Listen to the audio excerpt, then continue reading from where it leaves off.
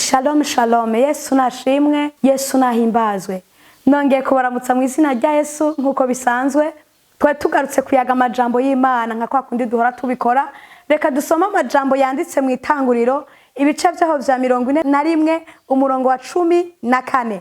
Haravuga ngo maze Farawo atuma guhamagaza Yosefu bamukura mw'ibohero giturumbuka arimosha yambara izindi mpuzu arenguka kwa Farawo. Amen. Mwene data amajambo tuje kuyagako naya inkuru za Yosefu murazizi.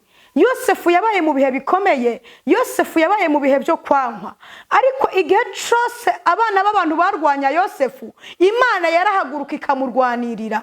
Turabizi cyane Yosefu abo bavukana babesha ngo yapfuye, bamuta mu kinogo, batwara umwambaro wiwe baja kugandara, bagandarira umwambaro ngo yapfuye ariko atapfuye. Mwene data aya majambo inje kukubwira uyu munsi, reka nongere nkubwire ngo mbega haraboba baragandaye ngo wapfuye kandi uhari.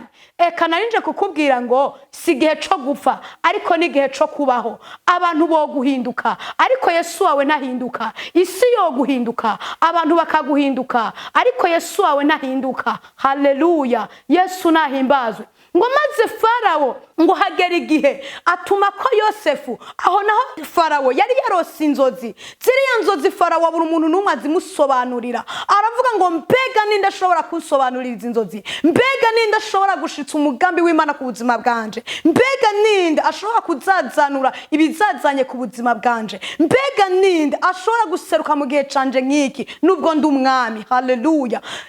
Farawo baramubwira ati hariho umuhungu hariya yitwa Yosefu ariko ari mw'ibohero. Ngo maze Farawo uwo nawe yari umwami atuma ko Yosefu, ngo Yosefu ngo bamuturumbura mw'ibohero, ngo aturumbukayo. Haleluya. Mwene data ikintu giturumbuka ni ikintu kiba carahambwe, ni ikintu kiba caratawe. Haleluya. Mbega waratawe? Amen. Aho watawe uyu munsi Imana irahaguturumbuye mw'izina rya Yesu. Abaguhahaje mbega bariho? Erega naho bakuzitse, ariko aho bakuzitse Imana ije kuhaguturumbura uyu munsi nkuko yaturumbuye Yosefu mw'ibohero. Mwene data haleluya. Mbega hari ibohero warimo? Nagomba kukubwira ngo ikigaragazo c'ukwankwa nabo gukunze kirababaza. Hari gihe usanga umuntu ari we yogukunze ariko uwo gukunze akaba ari wakwanka. Hari gihe usanga umuntu ari we yogutetesheje ariko uwo gutetesheje akaba ari waguponda. Ariko nagomba kukubwira ngo niryo nibohero. Mwene data birababaje cyane kuba utagira minerval y'ishure ry'abana, abana b'ababanyi bawe biga, abawe bakabura aho biga. Yesu nashimwe, Yesu nahimbazwe. Mwene data birababaje cyane kuba ugenda gusa abandi bambaye kandi nawe bagomba kwambara. Birababaje cyane. Haleluya. Yesu nahimbazwe. Birababaje cyane kubaho. Amen. Uri umushomeri, umubanyi wawe afise akazi. Birababaje cyane. Haleluya. Kubaho mu gahinda abandi bariko baravuza impundu. Yesu nashimwe. Birababaje cyane gusaba indaro abandi bafise aho kuba. Nako nagasho niryo nibohero. Ariko narinje kukubwira ngo ibohero ryo gusuzugurwa uyu munsi Uwiteka ari gukuyemwo. Ibohero ryo kwankwa nabo gukunza Uwiteka ari guturumbuyemwo. Haleluya. Ibohero. Haleluya. Ibohero Yosefu yarimwo. Umwami ngo aramuhamagaza, umwami aramuhamagaza bamuturumbura mw'ibohero. Ngo maze Yosefu ngira yarafise urushatsi ngo arimosha, ngo maze yongera kwambara imyenda mishasha. Ngo maze uwo mwanya Yosefu arenguka kwa Farawo. Haleluya. Azazanura ivyari bizazanye, aringaniza ivyari bisobanye. Haleluya. Nagomba kukumenyesha hari vyinshi cyane, hari benshi Imana ije kubuza amahoro kugira ngo haba ari wowe useruka. Aho abana b'abantu byase ko baseruka ni wowe Imana itanze ngo haseruke. Mwene data Imana igukunze yo kuraza hirara. Imana igukunze yo kuraza mu iparadizo. Imana igukunze nisi yo kubera iparadizo. Imana yagukunze. Ibyo ndiho ndabivuga kandi ndabihamya. Haleluya. Yesu nashimwe. Ngo maze ngo umwami ngo aravuga ngo ni mumunzanire Yosefu. Haleluya. Ndabona. Haleluya. Imana ikwibuka. Uyu munsi ndabona Imana ikwibuka. Igukuraho wasuzuguriwe. Ndabona Imana ikwibuka. Igukura muri yo quartier wangiwemwo. Ndabona Imana ikwibuka. igukura mu gahinda. Ndabona Imana ikwibuka ikurihira amashuri y'abana. Ndabona Imana ikwibuka. Haleluya. Ndabona Imana ikwibuka. Amen. Ndabona Imana ikwibuka igukura hasi igushira hejuru. Ndabona Imana ikwibuka mwene da. Ndabona Imana ikwibuka kandi ivyo birabaye kubw'imbaraga zazuye Yesu Kristo umwagazi w'intama w'Imana nzi. Ndabona Imana ikwibuka. Haleluya. Ndabona Imana ikwibuka ikuvugira ahata muntu numwe yo kuvugiye. Haleluya. Yesu nashimwe. Yesu nahimbazwe. Ndabona Imana ikwibuka ifata dose yawe iyo bayinyegeje ikayikurayo ikayishira hejuru. Haleluya. Kuko Imana ikora ibitandukanye n'ivyo abana b'abantu bokoze kuko ni Imana. Haleluya. Yesu nashimwe. Maze Uwiteka agirira neza Yosefu aho yankiwe arahakundirwa.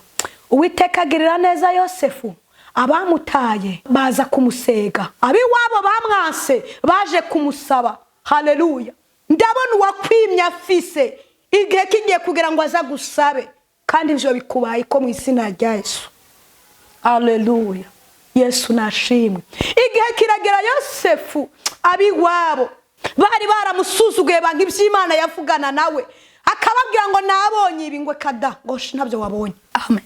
Ariko Imana yo idacugwa nkunzi iraje. Haleluya. Ivyo abana b'abantu bazi ku buzima bwawe ko bitoshoboka uyu mwaka byambara umubiri. Ivyo abana b'abantu bazi ko bitokubako bibe bakubone maze nawe uzuvuge ngo nabonye Imana. Haleluya. Yosefu ava mw'ibohero.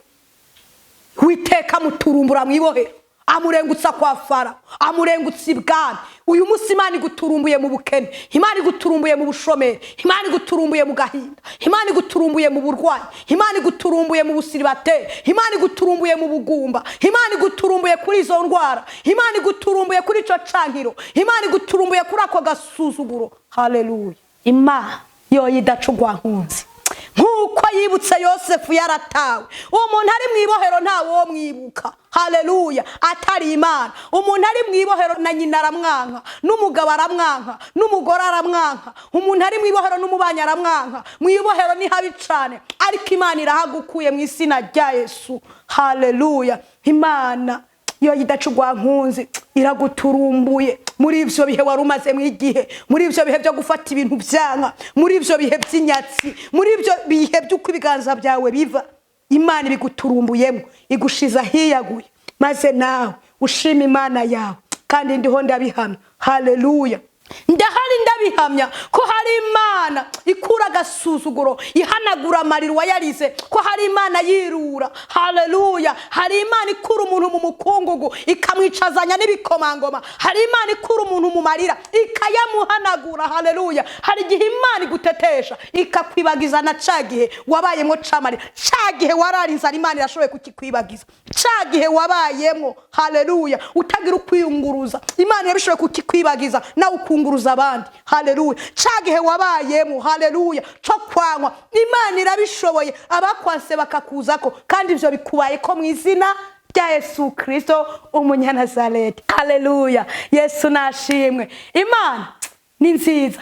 Imana imeze neza. Imana ntanzigigira. Imana si nk'umwana w'umuntu kandi ntibesha kandi ntivuga ngo yisubireko. Ibyo yakubwiye byose ize kubishitsa nkuko ari yaravuganye na Yosefu. Igihe Imana yavuganiyemo na Yosefu. Haleluya. Wamengo ntibizambara umubiri. Iyavuganye nawe iraje gusohoza isezerano. Haleluya. Kuko irindi isezerano ryayo kugira ngo irishitse. Haleluya. Yesu nashimwe. Yesu nahimbazwe. Mwene data aya majambo niko ndakubwira simigani yabasokuru baducira kera n'amajambo ava ku Mana kuko ijambo ryose rivuye ku Mana rigira ububasha.